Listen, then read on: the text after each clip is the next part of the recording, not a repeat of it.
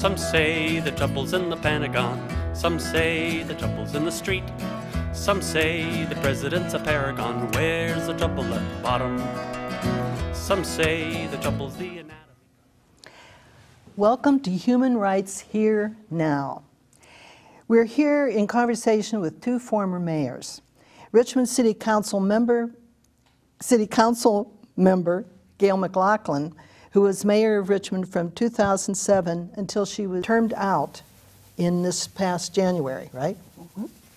And Bruce Van Allen, a well-known local environmental and social activist who was elected to the City Council in 1979 and served on the City Council from 1982 and 1983 as mayor of Santa Cruz. Both are credited with victories for progressive movements in their cities. And we want to learn today how that happened. So Gayle, as our guest in Santa Cruz, when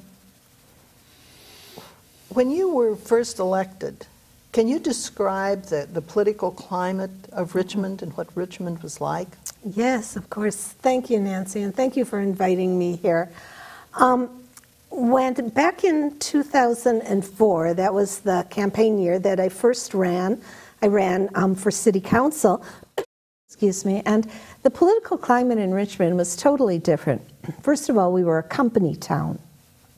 We were a town that was known for high violence. We have the largest refinery in the state of California in Richmond, the Richmond Chevron oil refinery. It's the most productive refinery in California for Chevron and just in general. The refinery pollutes our community, and there wasn't any controls or regulations on that. Chevron was allowed to self-inspect and self-certify its own refinery, the hen guarding, or the fox guarding the hen house. They hardly hire any Richmond residents at their refinery. They still don't, but now we're putting some regulations on that in terms of getting them to do more hiring. They didn't pay their fair share of taxes, and we've since managed to get a $114 million settlement from them based on a movement building effort. So there was a lot of things that were not happening in a positive way, and a lot of things that were happening in a negative way when I first ran for city council. And the reason that the negatives were there is because the majority of the city council was in Chevron's pocket. Chevron financed their campaigns. They were easily bought off, and we changed all that, in the coming years. We also were a high violence city. Now we're shedding that reputation. We're seen as a city with innovative crime prevention and community policing efforts. Our crime is down, our homicide number is down 75% since I first became mayor. So we've made great changes. We had an anti-camping ordinance on the books before I was elected, and we've turned that around. That people couldn't sleep in their cars or in We'd like public to talk spaces. more about that one. Yeah. So those are a few of the things that we've done, but that we've also faced as challenges. Right. The past 10 years were quite a challenge, but we were happy to embark on it together as a community. Good, and we want to learn more about how that came about. Bruce, how would you compare Santa Cruz when you went on the city council, or when the campaign started? Well, I was elected in 1979, and that was after about a decade in which a lot of people in Santa Cruz were actively organizing around a bunch of different issues, and by the mid to late 70s, we actually began fairly deliberately putting together a coalition of people from the feminist movement, people from neighborhood organizing, people from environmental organizing that had blocked major developments around on the coast, people who were concerned with locally based economic development, and a very important thing, which was we had big battles over the local budgets for spending for social services, and so the nonprofit social service sector were at that time in the 70s, mostly activists just trying to help people, and that became a big budget issue, a big budget challenge to the city and the county. And so by the late 70s, we had a fairly cohesive coalition. We adopted the term progressive as a label for it that we felt was broad. Then the particular thing that really got me into the electoral arena as opposed to community organizing politics was rent control. We had severely rising rents in the 70s, and it was becoming very difficult for a lot of people to continue living here, and so tenants got organized. We had a tenant union. We pushed the city into setting up services for low-income tenants, legal services and things like that, and we organized like crazy for a few years for rent control. We nearly passed it. We didn't, unfortunately, but that did bring a lot of people into politics, and in the next couple elections, the people in our coalition, the progressives, won the city council elections. So that was Mike Rotkin and me in 1979, and John Laird and Marty Wormhout in 1981. And for about the next 10 years, our coalition held majorities on the city council and made major differences in environmental protection and increasing social spending from about $50,000 a year to well over $1 million a year for child care and health care and things like that.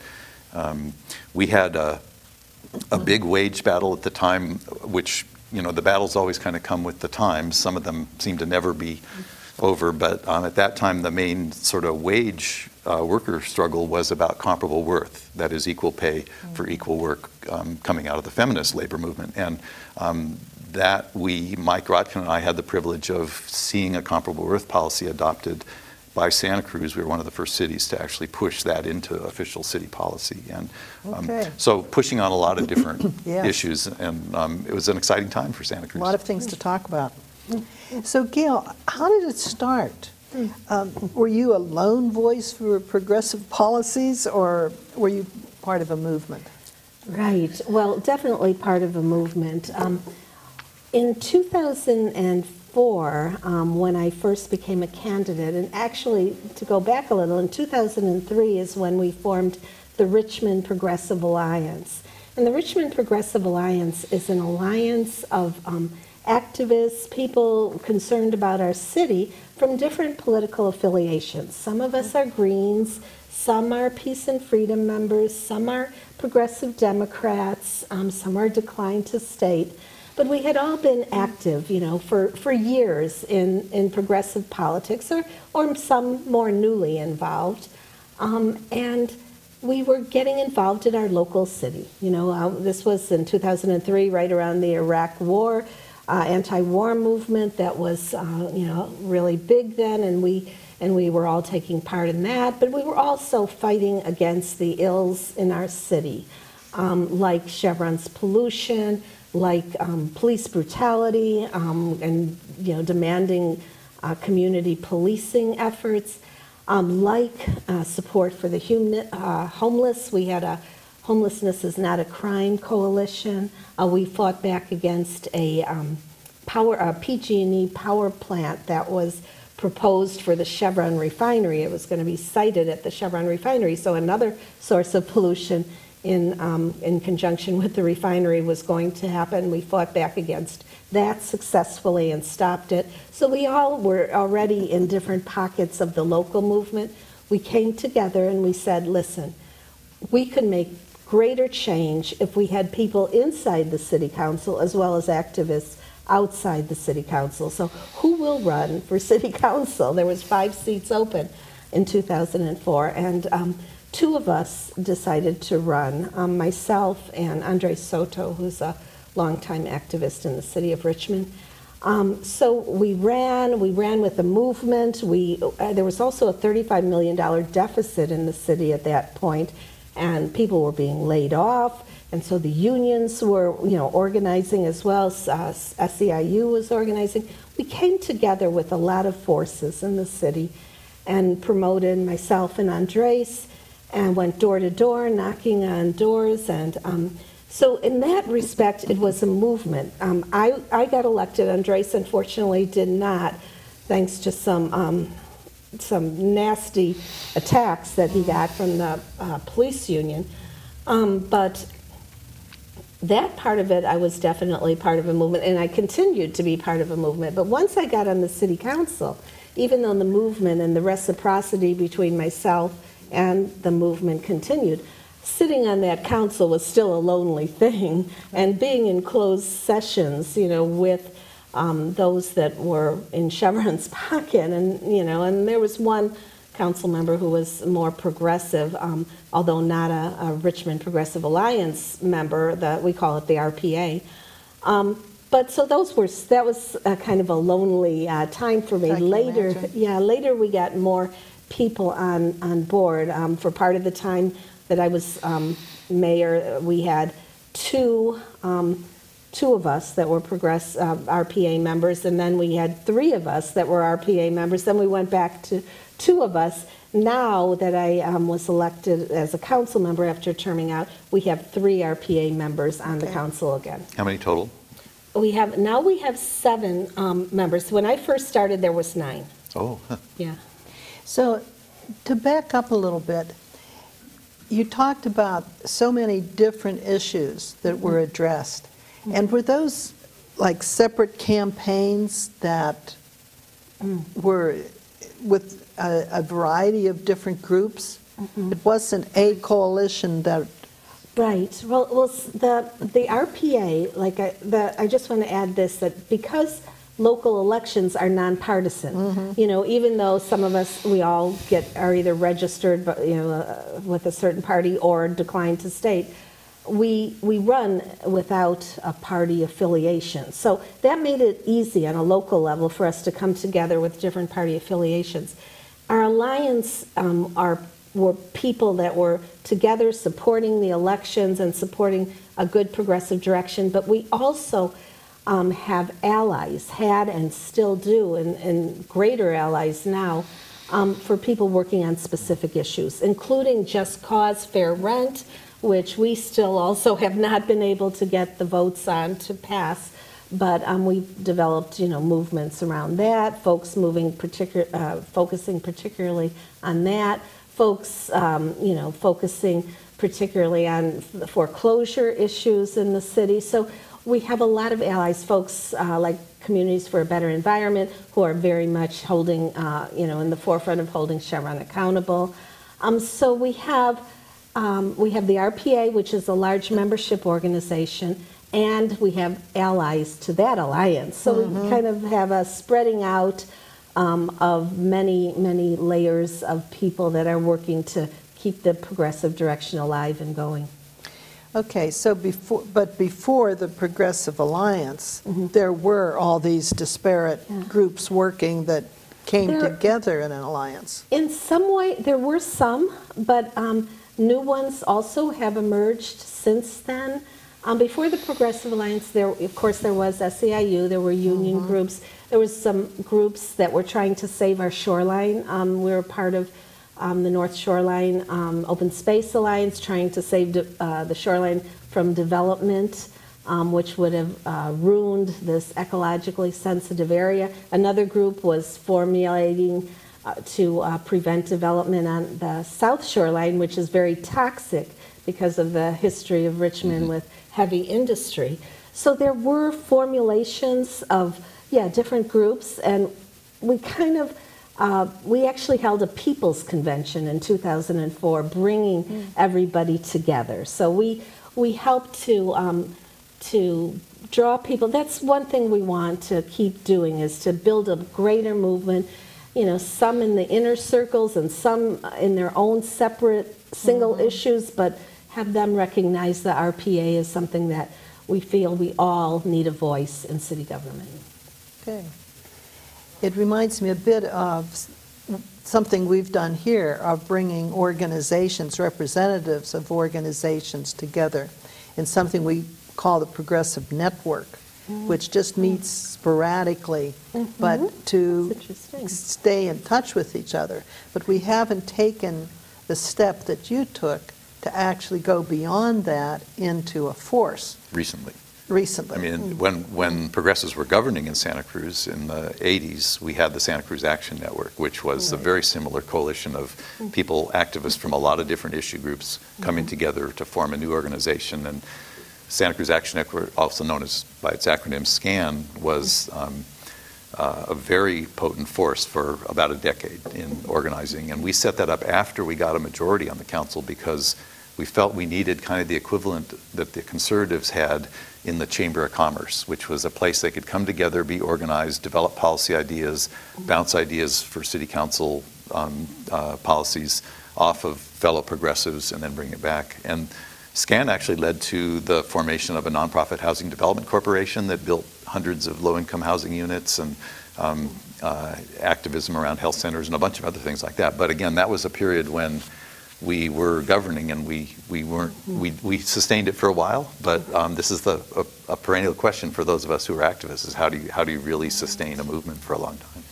Right. Well, one of the things that we have in the current city council is we see ourselves as like a super majority of progressives, because we now have we have 6 sitting members of the council, including the mayor, and 1 vacant seat, which we are currently trying to fill and have some controversies about. But there are the 3 RPA members, 3 of us, who, the distinction about RPA is also we run without a penny of corporate money. So that's one of the stipulations. You will not get endorsed by the RPA unless you agree to not take corporate money, not take money from Chevron, not take money from any corporation, which means we're outspent like crazy, but we do it anyway. But the other 2 progressives on the council are also progressives. So, you know, we agree on like 95% of the issues, but there are some, and sometimes this corporate donation thing, and neither one of them are heavily funded, and one of them is totally not funded by Chevron and has been a strong voice for accountability from Chevron. So we have this progressive council. We wanted it to go, you know, the RPA would love to see it go even further, you know, have it deepen in its progressive, I guess, values. I guess my question is still, it's a little nebulous to me.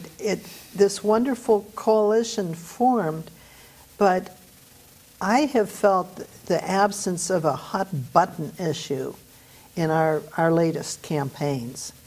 And was there a single issue that brought a lot of people to the polling place, or were you able to really make a more general progressive plea?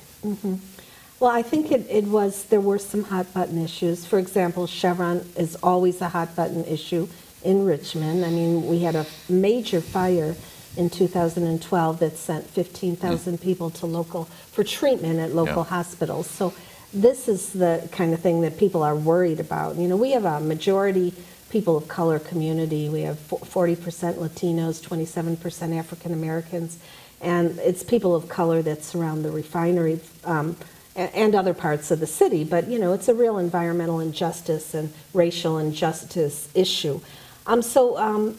The Chevron issue, holding them accountable, is always a big issue. But also there was a casino on the table for the longest time. And some of us worked very hard, and we finally did get the casino proposal rejected. We had to put a ballot measure on, an advisory ballot measure, which the voters overwhelmingly said no casino on, and then the council that was elected, this was in 2010, rejected the casino proposal. So now we have Point Melati, which is a beautiful peninsula available in the hands of the city, not going to a casino developer, and we're going to turn it into a sustainable, beautiful, you know, place for ourselves and visitors. So the casino, I think affordable housing, violence prevention and reduction was always a hot spot or a hot issue in Richmond. Well, how did you make that a progressive issue instead of a reactionary issue of, you know, give them all tickets and send them home sort of thing? Right. Well, I think the main thing that we kept stressing over and over again, that the way to reduce, and this is a progressive analysis, the way to address violence on city streets is by addressing the roots of the violence, the root causes. And what are those root causes? It's the injustices, it's the poverty, it's the lack of opportunity, It's the fact that we're not investing enough in our youth, and instead they reach this level of desperation that erupts on our city streets with violence. It's also issues of, gun access to guns, and we addressed all that. So, but the main thing, and also I should add, which is a very important thing, community-involved policing. We wanted our police force to have a positive interaction with the community and have the community feel comfortable out there with the police and doing work on its own to say, hey, these are our streets and we want them safe.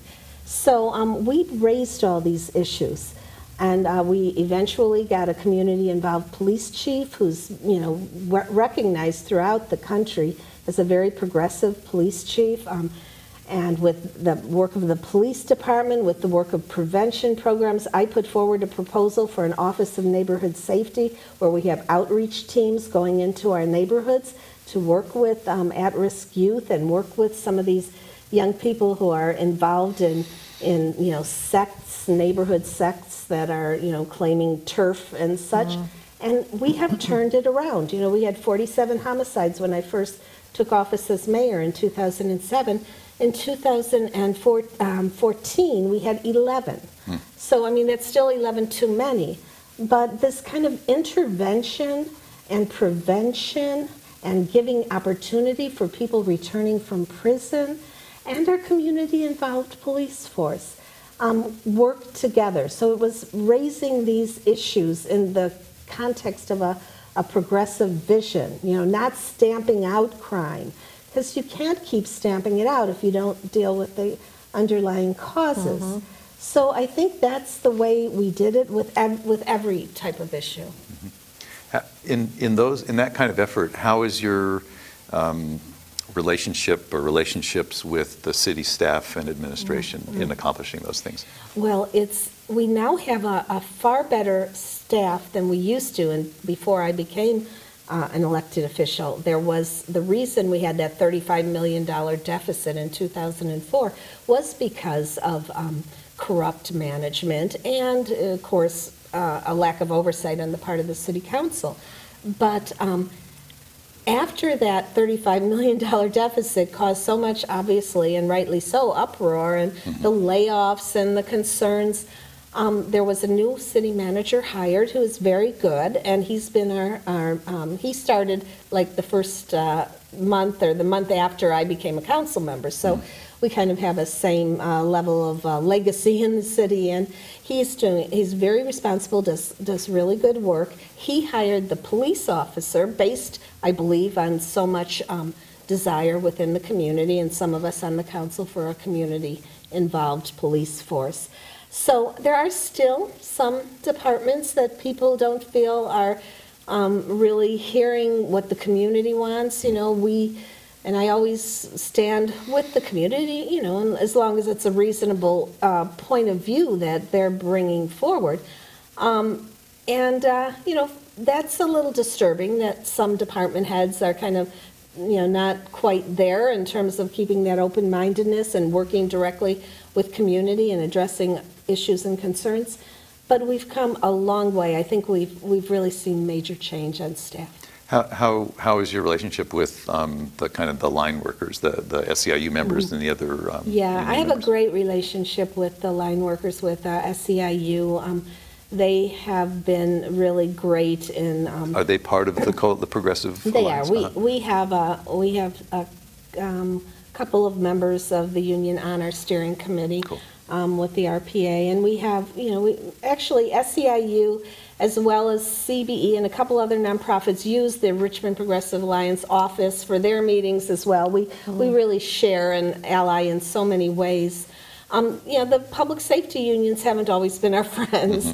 There have been, many perks that, the public safety unions want in their contracts and such, so I think which is somewhat common. So they haven't always been on the side, although things have shifted in that regard. And with the police chief, and this was since 2008 or 9, I think he was on board, maybe 8. The change in the police, the culture of the police department has really, really been evident in Richmond. How about, you mentioned there's, you said just briefly about the kind of the racial and ethnic mix of Richmond, and I want to note that today, the day we're taping, is the 50th anniversary of the assassination of Malcolm X, and in a couple months, in August, is the 50th anniversary of the Watts Rebellion, and these are very influential dates in my life as a 15-year-old trying to make sense of the world, and that's really what launched my political activism, was the Watts Rebellion, where I had friends. Are African-American organizations and Hispanic or Latino organizations expressly part of your coalition, or are there just individuals who are part, or how do you interface with those churches? We have African-Americans and Latinos and Asians who are part of our coalition, part of the alliance, the Progressive Alliance. There is a group of, it's called Be More, Blacks Mobilized and Organized for Education. I forgot what the R stands for, but it's Be More. And one of our council members is an African American, also a Latina. She's was born in Panama, and she actually started and kind of cultivated Be More. So that is a separate organization that allies, and we do have members on the steering committee. So sometimes there's overlap. People are in other organizations.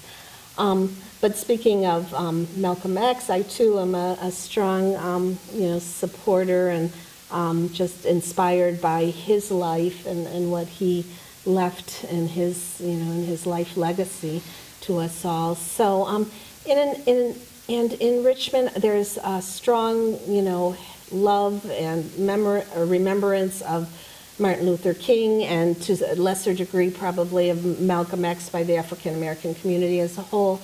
But this being also Black History Month, so there's a lot going on, and I think there's remembrances both of MLK and Malcolm X throughout our community. Yeah. There must have been at some point pushback from other parts of the community to some of the social things that you were, programs that you were instituting. Yeah. How did you deal with that?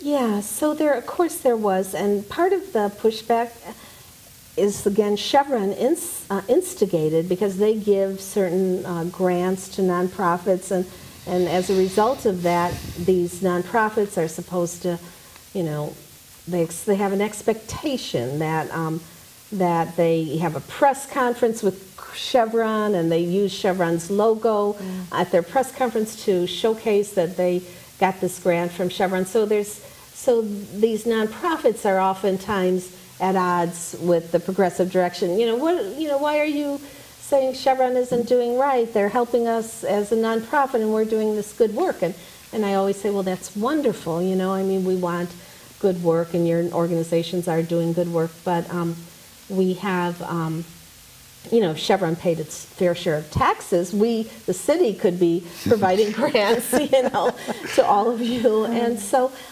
but there's also other, avenues, more establishment. The Chamber of Commerce wasn't and hasn't been a great fan of my work, although lately they have a new president, and he's more in line with our values. So we're even seeing a shift in that. And there are some more conservative, entrenched groupings in the city that, have had their own way of doing things, and it does intersect with the corporate kind of expectation that corporations are going to help us make change. When we keep saying no, they can exist as long as they're being responsible and doing right and not harming our community. And we want that accountability, and we want good, healthy, green, clean tech businesses, which we already have quite a few. So we're not, dissing good business, but what we're saying is that a city government must stand for the people, the residents, and we have to make it separate. Private industry is private industry. Public government is public government. And so sort of making that clear that, we are defining our own destiny as a community with elected representatives who represent the community, working with private investment development and businesses as well if they're doing right by us. Well, it seems to me that in order to say we are the community, you need to really mobilize the community. You really need to mobilize voters, get people out to meetings, to protests, and I know that there have been some very interesting ones in Richmond, and more importantly, most importantly, to vote. Right. And that's a lot of work. Yes, it is. And how do you do it? Well, we do it with a lot of volunteer power. You know, we had hundreds of people out there in this last election. We have, you mentioned protests and marches. We had a 3,000 person march in Richmond in 2013. It was the year anniversary of the 2012 fire. And people from all over the Bay Area came to Richmond to march from Richmond BART to the refinery to say, you know, hey, the Richmond community does not, you know, want any more of these fires. We want to say enough is enough. We don't want the greenhouse gas emissions. We think this pollution and, you know, totally, you know, irresponsible way of running your refinery has got to stop. So we were very proud to have those, you know, people from Richmond and the surrounding Bay Area make that statement. We mobilize constantly. You know, that's people stay engaged on the issues of the city council, come to city council meeting on issues of concern, whether it's to end the casino proposal. There was I think it was 700 people at the meeting when we finally did reject the casino. We have people, you know, who are declaring their support for our immigrant community. We have just passed a municipal IDs for all our community, regardless of your immigration status, so people can get services and bank accounts. So that required mobilization. People come to council meetings with their signs in a very respectful way, hold up their signs, speak at the public podium. But it takes a lot of phone calling. It takes a lot of, during elections, going door to door. It takes a lot of creativity too, people finding ways. We had Chevron bought every billboard in the city this past election, and we had people, you know, using social media, kind of addressing, you know, why these billboards were totally inaccurate and what Chevron was really trying to say. Like, they were attacking me for going to Ecuador, for example, and I went to Ecuador to see the damage that Chevron did to the rainforest there. So they paint me as a globe trotter, when in reality I was there like 5 days, and it was to share with them that that we in Richmond understand the problems with this big corporation, just like the indigenous community in the rainforest of Ecuador were harmed, and how they understand, and they were suing Chevron, and we're suing Chevron for the fire. So making those solidarity connections were important, and people found ways to use these big billboard campaigns that Chevron was putting out there to counter it.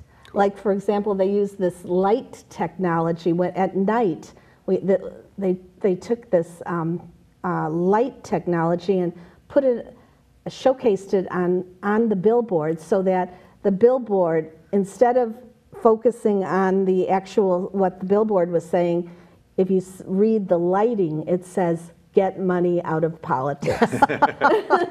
So, Beautiful. You know, that's the kind of stuff, that creative stuff that helps make a difference. Well, I would think also that there has to be a great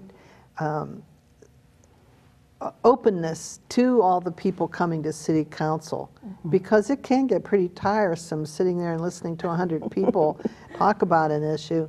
So the city council must be receptive, very receptive to them, purposefully. Well, so once I became mayor, it was, you know, I had more control in that regard, you know, because I was saying, no, we are going to hear from the speakers, and they would have to overturn me if they wanted to, you know, shrink the amount of time or whatever. For the majority of time I've served, there have been a majority trying to oppose me on the council. So it's been, you know, the fact that I had the bully pulpit as mayor for 8 years, was allowed me to speak more to the community and say, no, it's my ruling that we're going to hear from all the speakers, even though some might want to short case it, or say, well, we can't hear from all of them. Yes, it was tiring. Yeah, and but that's democracy. Democracy requires us to be patient, and it's a little messy sometimes.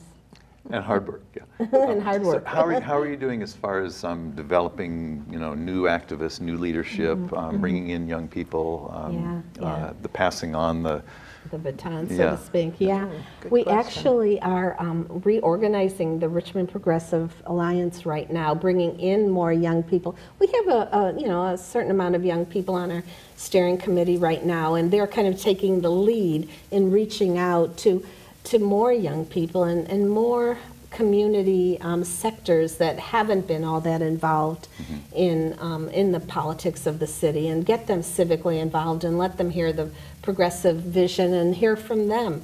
So, we haven't heard back yet for the final proposal on the reorganization, but we expect that it's going to help us have a more inclusive and especially involvement of young people, and that's what we want. Cool. Are there colleges there, and are you able to involve college students? Yeah, well, we have the Contra Costa Community College, so we have a community college. But what's interesting is UC Berkeley is building a second campus in Richmond, and it's going to take a while. It's called the Berkeley Global Campus at Richmond Bay. That's what they're calling it, and it's going to be, I guess, a center for professors and scientists and academians from all over the world to come and, and actually share ideas and such. So it's going to take many years in the building, but we expect to have like 10,000 new people involved in Richmond, working or living. So it's going to change things a great deal. And right now, speaking of mobilizing, there's a community mobilization to make sure that the university has a legally binding agreement with the city of Richmond, with the people of Richmond, the city, through the city, that they do not displace our residents. I mean, displacement, gentrification is a big concern, and that there is training and jobs for our community and education for our community. So, these are things that the university is going to gain something, by being in Richmond. We will gain. We hope it brings more businesses as well, and an academic, part of our community will, I think, help elevate Richmond even further. But we don't want a bunch of new residents, people going to the university or people working at the university displace our residents. And that's where rent control would be really helpful, So we've got some exciting things, but with new challenges that we have to fight at the same time.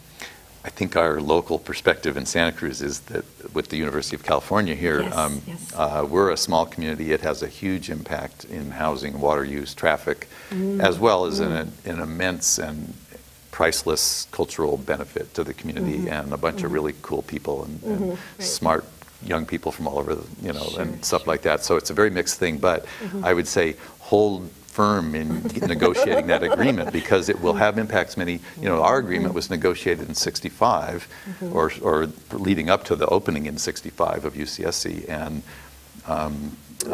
it was a different governance of the local community at the time, and their priorities were very different from a lot of people who are currently here, and a lot of people here now very unhappy with the imbalance in power of the campus over the local community. Again, especially because we're a fairly small town, and so hold firm. How large is Santa Cruz apart from the?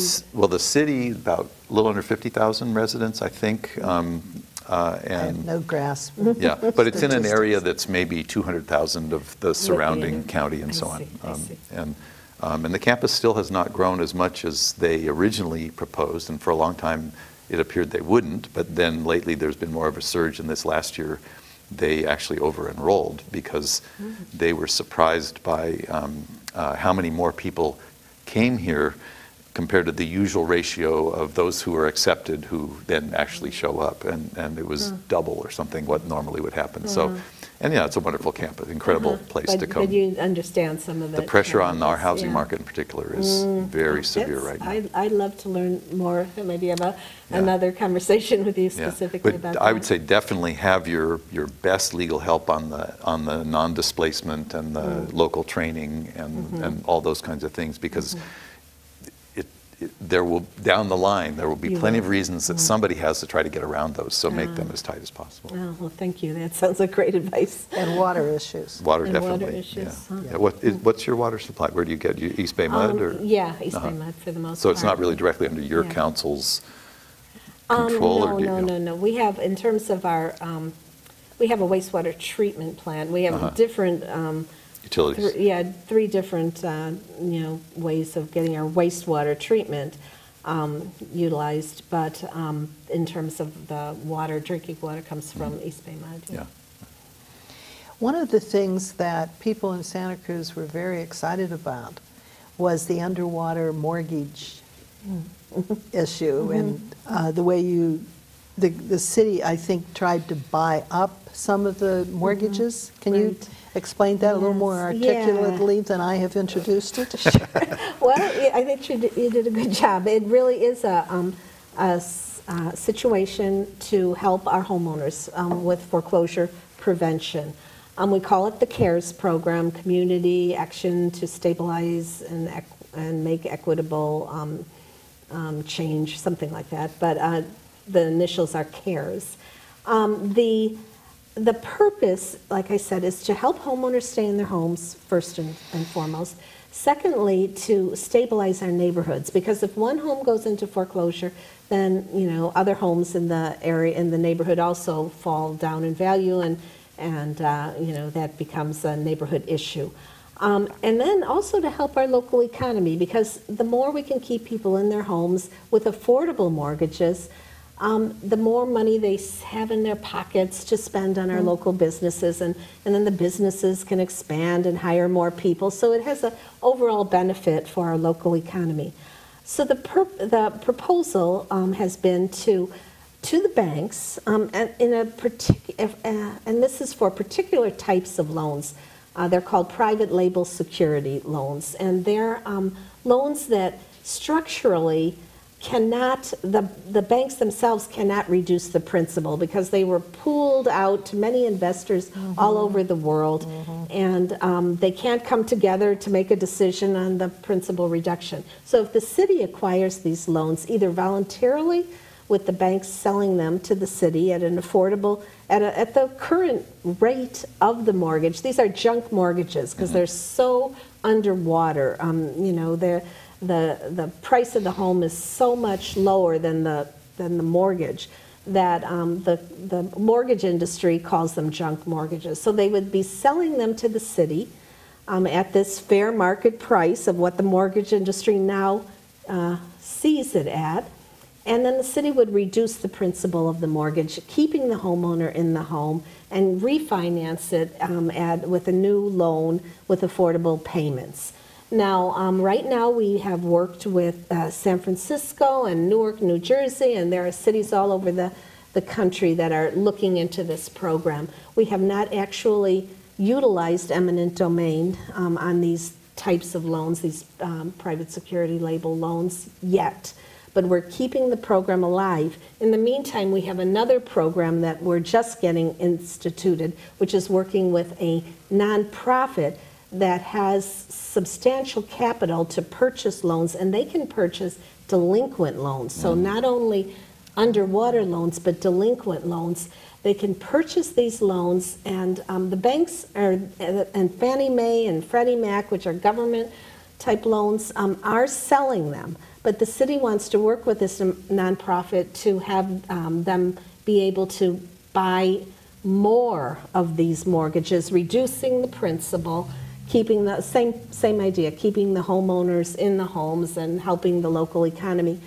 So this would not use eminent domain because the nonprofit is doing this with their own capital and doing this on their own, but they want the city to partner with them because to be able to purchase loans, a lot of loans in one neighborhood, a lot of loans in one city. They think that economy of scale will help them in terms of being able to process these loans and reduce the principal. Is that a local nonprofit or? It's a national one. It's part of the Second Chance America program. There's another one, another nonprofit. I think there's only two that I've heard of. The other nonprofit is called Community Capital, I think.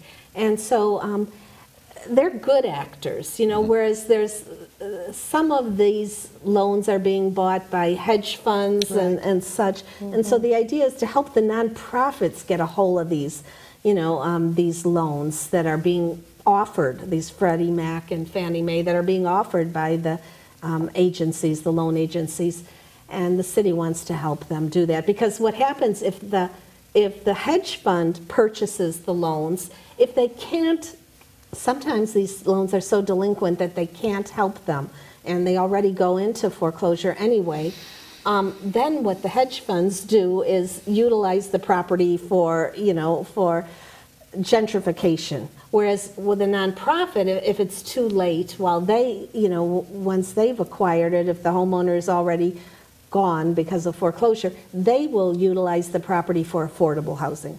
So that's why we go with the good actors, the nonprofits. Right. Well, where does the capital come from for the city government? I mean, it sounds like an expensive issue, and when we've talked to city council people here, we didn't have any answers for that, and they were like, I see. Yeah, so the eminent domain program, which it's come to be known as, the city would utilize a partner, a private industry, a private partner.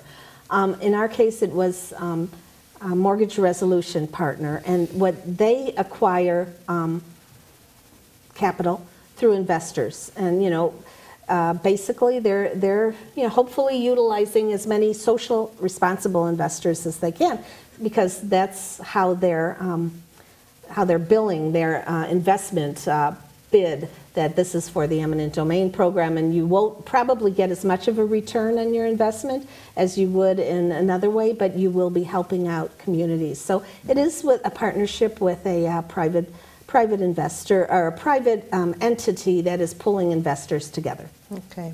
And you can show that in the long run it has a positive impact on the economy of the city. That's really the aim here, because Richmond has like 1 out of 5 mortgages that are deeply underwater, and that's not acceptable. We were hit hard, and we're slow to rise. While other cities are rising in property values, we're still, and the Chevron fire didn't help with that either. So we can show that it will help. It's no cost to the city. The private entity takes a certain portion of its fee from the cost of the program, which they're funding, so through this investment. So it really is just a question of us wanting other cities to join us, so that we have the strength of kind of a movement of cities. Okay, that sounds interesting. Another thing that surprised me was the municipal ID card. Maybe we have more anarchists per capita in Santa Cruz than most cities, but I would think that'd be something that would scare people right now who are really worried about the reach of government. What's the purpose of the ID card, and how do you sell it to the community? So the purpose is there's manyfold. One is we want people to feel proud that they're from Richmond. Here's our Richmond municipal ID. But it's mainly, I would say, to serve the unbanked, because it also serves as a debit card.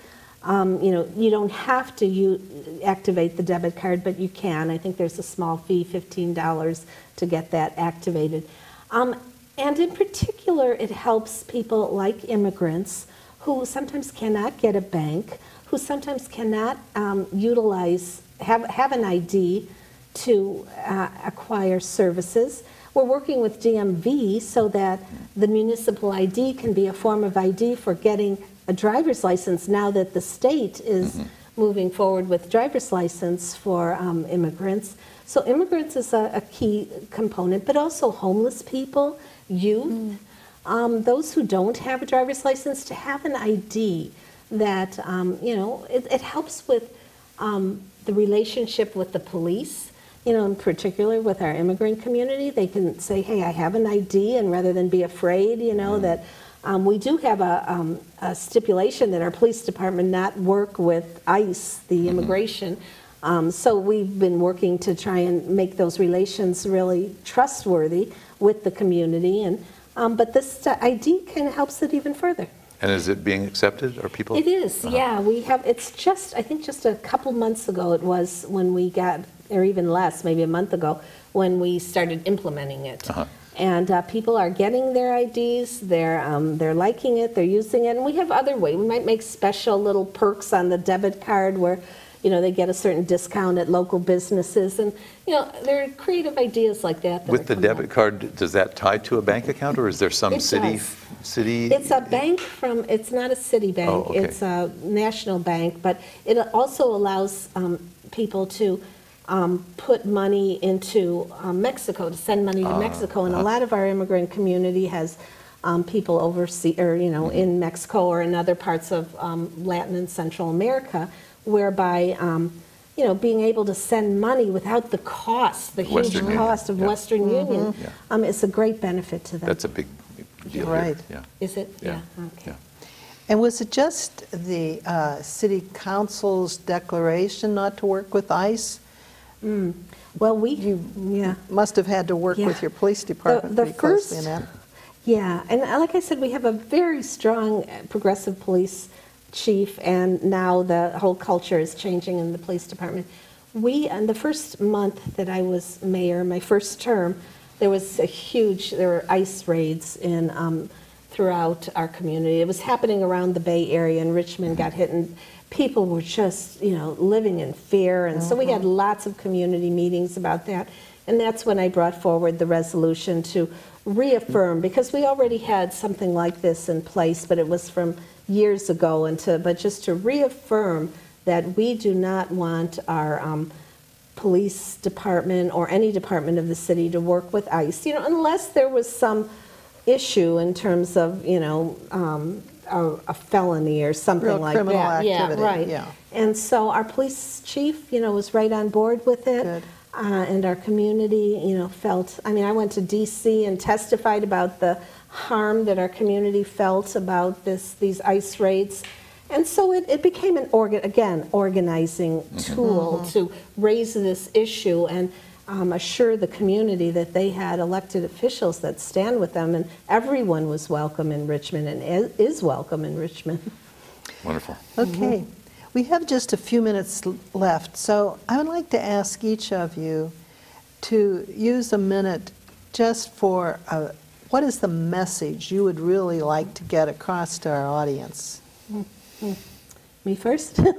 You first, Gayle. Okay. I guess the message is that corporations have a lot of power and influence, but it's nothing when compared to the power of people when united. So I think that's always the message: standing by true human values for equity, sustainability, and health, and to bring people together and to make space for people to empower themselves. We can win. We've done it in Richmond. We encourage other cities to do it. It can be done anywhere, everywhere. In Richmond, we need other communities to do it, because we know that things can be lost, ground can be lost, but the more communities everywhere that make change bolsters each of us up. Okay, thank you. I guess I would add, exactly what you just said, which is that ground can be lost. It can also be gained and gained back. And a lot of us in Santa Cruz are hoping to bring back a more progressive government here. And we're very inspired by the last election with two particular major victories, one of which was Richmond and your city council election, and the other was our neighboring San Benito County, which had a county measure to ban fracking. And also won big. And a lot of us in Santa Cruz were rooting for both, and very inspiring, and especially from the standpoint of we can regain, you know, by working together. That's the key thing, as you say. Yes, it is. Yeah. And cities reaching out to each other and supporting each other and building a larger community of progressive communities. That's right. Sounds very interesting. Yeah. Good. Good work. Okay. Thank you for all your Really appreciate your coming today, and looking forward to the talk you're going to be giving us a little bit later, in another hour, I think. And just, you know, keep going for our sake, so that we can use Richmond as that idol that, you know, here's something that this can happen. Well, I think we all reinforce. I'm inspired by the work that was done, you know, in the late 70s and early 80s here, and, you know, that continues to be worked on to regain control. So, yeah, I'll keep doing my part, and I know you all will do yours. So we'll keep working here. Okay, thank you very much, both Gayle and Bruce, for being with us this evening, and thank you for watching, and tune in again to Human Rights Here Now. Thank you.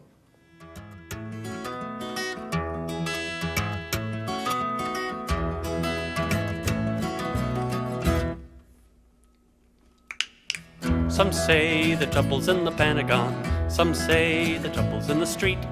Some say the president's a paragon. Where's the trouble at the bottom? Some say the trouble's the anatomy. Some say the trouble's in the head. Some say the trouble's the psychology. Where's the trouble at the bottom? Trouble, trouble, where's the trouble? Oh mama, where's the trouble? Got a headache, seeing double. Where's the trouble at the bottom? Trouble, trouble, where's the trouble? Oh mama, where's the trouble? Got a headache, seeing double. Where's the trouble at the bottom? Some say the trouble's with the principal. Some say the trouble's with the kids. Some say the trouble's the curriculum. Where's the trouble at the bottom? Some say the trouble's in the textbook. Some say the trouble's in the class. Overall, the school board fugging up. Where's the trouble at the bottom? Trouble, trouble, where's the trouble? Oh mama, where's the trouble? Got a headache, seeing double. Where's the trouble at the bottom? Trouble, trouble, where's the trouble? Oh mama, where's the trouble? Got a headache, seeing double. Where's the trouble at the bottom? Some say the trouble's in the family. Some say the trouble's on the job. I say, whatever the analogy, find the trouble at the bottom. Some say the trouble's with the system. Some say the trouble's in the class. Carl said the trouble is the upper one. That is the upper, not the bottom. Trouble, trouble.